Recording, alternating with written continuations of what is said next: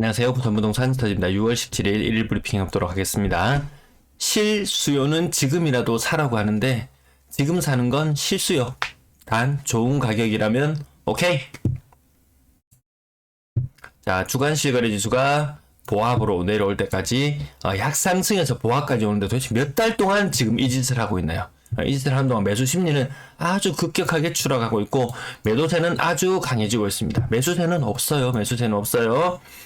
매도 물량, 임대 물량 보시겠습니다. 매수세가 없다 보니까 매도세는 강하고 매수세는 없다. 그래서 당연히 매도 물량은 쌓일 수밖에 없습니다. 42,000건에 육박하는 매도 물량, 전세 물량 근래 들어서 가파르게 증가하고 있습니다. 1,700건 정도 유지하고요. 월세도 다시 연초보다 물량이 많아졌다. 많아졌으면 이게 점점 상승 탄력을 받습니다. 이게 무섭게 증가하는 모습을 여러분들은 목격하실 수 있을 거예요. 전체 임대 물량도 가파르게 늘어나고 있는 모습.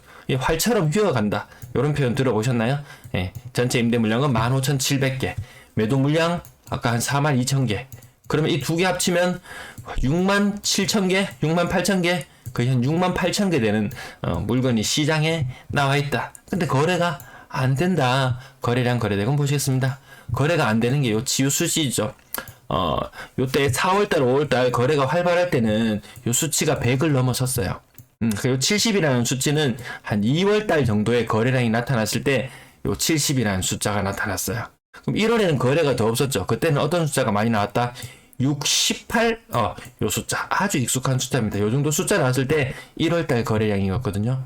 지금 거래량이 거의 1월에서 2월달 사이의 거래량의 흐름으로 나타나고 있습니다. 5월의 거래량 오늘 22건 추가로 신고되었는데요. 2020건이에요. 4월의 거래량은 2248건이거든요. 이 두 개의 차이가 228건이에요. 이와 같은 신고 속도. 앞으로 거래일수 며칠 남았나요? 10일 정도 남았거든요. 나머지 5일 정도는 거의 한 서너 건? 이 정도 신고에 불과해요. 그러면 지금 봐서는 5월의 거래량은 4월의 거래량을 뛰어넘을 수 없을 것이다. 제가 이 말을 몇 번 반복했는데요. 5월 초반에 거래가 너무 없어서 야, 이대로 가면은 4월의 거래량이 올해 최고 피크의 거래량이 될 것이다. 이렇게 단언을 한 적이 있었는데 갑자기 중반 들어서 거래 신고가 빨라지면서 야, 그래도 5월이 피크가 되려나? 왜? 세금 전에 막 팔려고 하는 사람들이 엄청 많았었잖아요. 그래서 야, 이거 5월이 피크가 되려나? 이런 의심을 가지기도 한 시간들이 꽤 길었었는데 다시 이제 막판 이제 정리할 때쯤 돼서 보니까 야, 4월이 올해 꼭지였다. 이런 느낌이 듭니다. 한 10% 정도 상승한 SL하우스 하나 눈에 띄고요.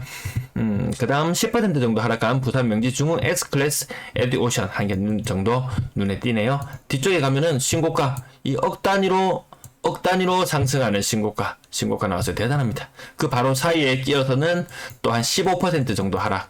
요즘 요런 정도 신고가 대비 요 정도 가격 하락하는 게 추세인데 요거 실수요, 또 대형 평형이고 거래 공백이 좀 있었는 걸 감안해 본다면 그래도 떨어졌네. 요런 느낌이고요. 두산 리브 포세이돈 2 요것을 보면은 가격 좀 떨어졌네. 층수 고려하고 탄다면 이 사람 신고가 대비해서도 거래 공백이 얼마나 길은지 모르겠지만 비싸게 샀다.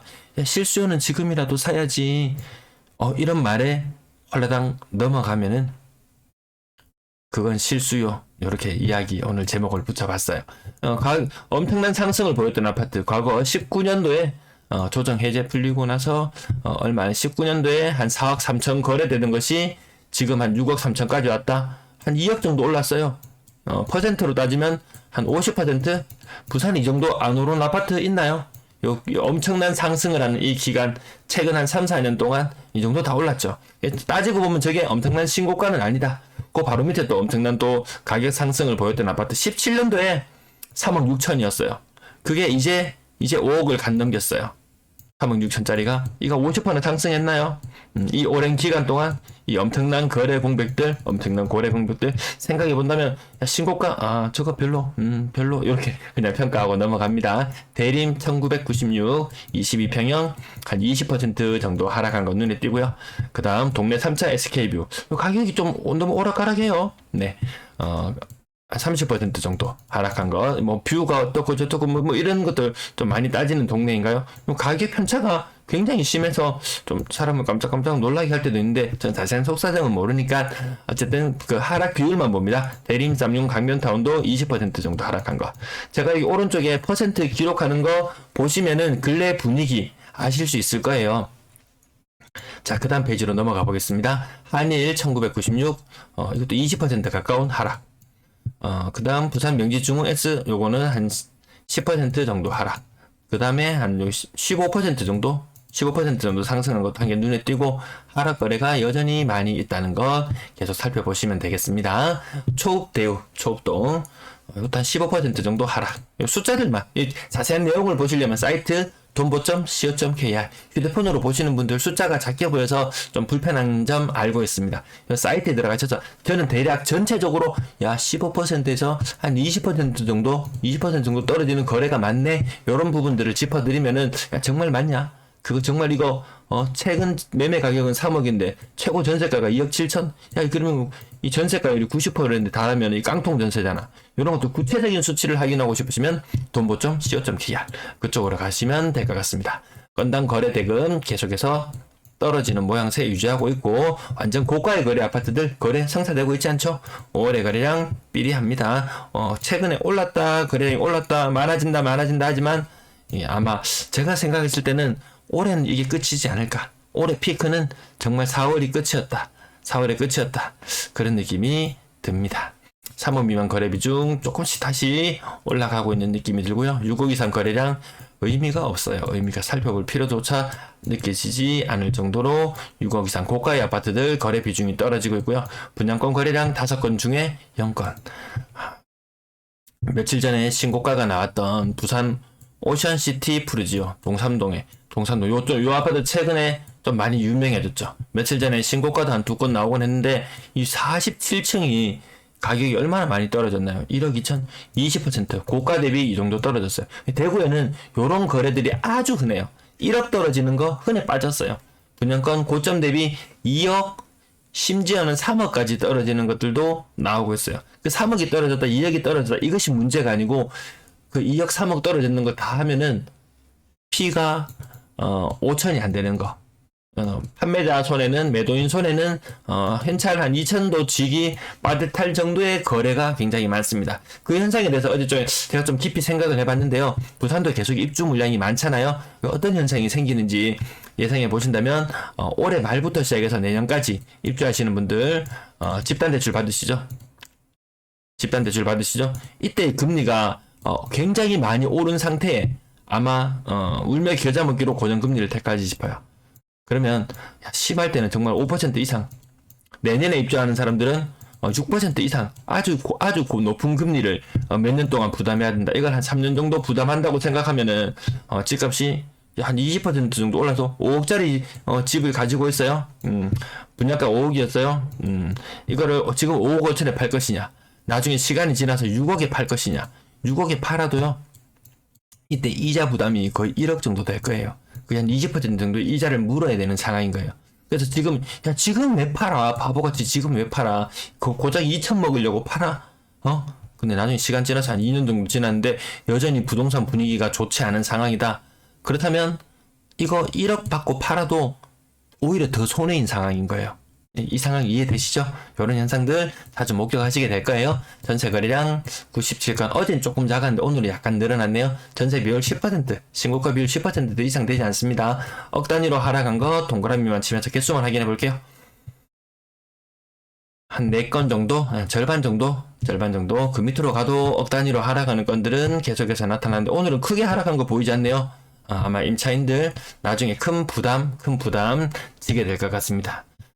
근래에는 아마 전세로 사는 게 월세로 사는 것보다 더 부담이다.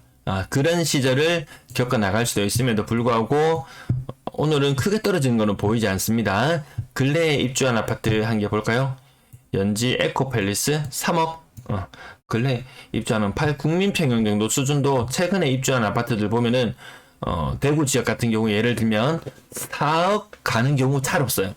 거의 3억 초반 3억 초반 한 두세 달 후면은 2억 후반까지도 전세가가 떨어질 걸로 보이거든요. 아파트 가격 한 5억에서 6억 했을 때 전세가율 한 50%? 이 과거에 고가 아파트에서 보이는 현상이잖아요. 부산 지역도 마찬가지잖아요. 고가 아파트 10억 이상 넘어가는 아파트들은 전세가율이 한 50% 정도는 되었어요. 지금은 요 과거에는 5, 6억짜리 아파트는 전세가율이 거의 한 73%이 정도까지 육박했었거든요. 근데 근래에는 그 전세가율이 한 50% 정도 수준까지 확 떨어져 있어요. 부산도 똑같은 현상 경험하게 될 거예요. 자, 여전히 전세가 월세보다 많다. 여전히 전세가 월세보다 많다. 그 실상 또 따져보면 월세 중에서도 뭐 보증금 2억에 월세 10만원 이런 거 있잖아요. 얘들도 전세로 포함시킨다면 사실상 전세 비율은 이것보다 여러분들 눈에 보이는 요 수치보다도 조금 더 높을 수 있습니다. 근데 근래 들어서 확실히 요 초록색 선이 과거의 선보다 예년의 선보다 더 낮은 것은 분명해 보입니다. 자, 전세 이제 비수기로 넘어가는 시즌입니다. 과거에 5월달, 6월달, 7월달 입주가 많았을 때는 조금 예외적일 수도 있지만 전반적으로 가장 피크를 칠 때는 겨울철 피크를 찍고 나면 거래량은 전반적으로 좀 떨어집니다. 대량 입주가 있다면 또 늘어날 수는 있지만 여러분 보셔서 아시겠지만 이제 임대 수요가 좀 줄어든다. 임대 매물은 많아진다. 뭐 고가의 뭐 임대료를 받고 싶어 하지만 그게 생각보다 쉽지 않은 시장을 맞이하게 될 것 같습니다. 네, 4억 이상 거래 비중도 줄어들고 있고요. 4억 이상 거래 비중 줄어드는 게 눈에 확연히 보이실 거예요. 신규 거래 평균 전세 가격 9월이 되면 8월부터 바뀌나요? 임대차 3법 2+2가 처음으로 종료되는 시기를 지나고 나면 10월달, 9월달만 되어도 평균 전세 가격은 2010년보다 더 떨어질 걸로 보여집니다. 평균 전세 가격 근래 너무 많이 올랐어요. 근데 너무 많이 올랐죠.